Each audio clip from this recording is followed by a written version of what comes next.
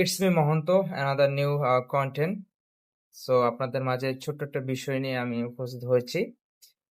আসেন আমরা একটা ছোট্ট ভিডিও দেখি, দেন তারপর আমরা কথা বলব। जिसको करना होता है ना उसके पास बहाने नहीं होते, और जिसको नहीं करना होता है ना वो कहता है अभी थोड़ा सा ऐसा है ना बरसात है ना, तभी मौसम ठीक नहीं ना, अभी लोग मदद नहीं कर रहे हैं ना, आजकल इन्वेस्टमेंट नहीं मिल रहा है ना मेरे, तो you have so many excuses.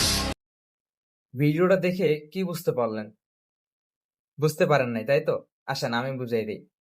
বিষয় হচ্ছে দেখেন, যে মানুষটা মন থেকে করতে চায় সে 100% যে বাধাই আসুক না কেন সে করবেই। যে মানুষটা করতে চায় না তার কাছে অনেক অজুহাত। আজকে নেট নাই, এমবি থাকে না, সো একটু ঝামেলার মধ্যে রয়েছি। সে নানান অজুহাত দিয়ে সে কিন্তু কাজটা কখনোই করতে চায় না।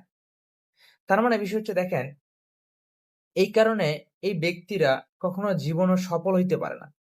কেন পারে না?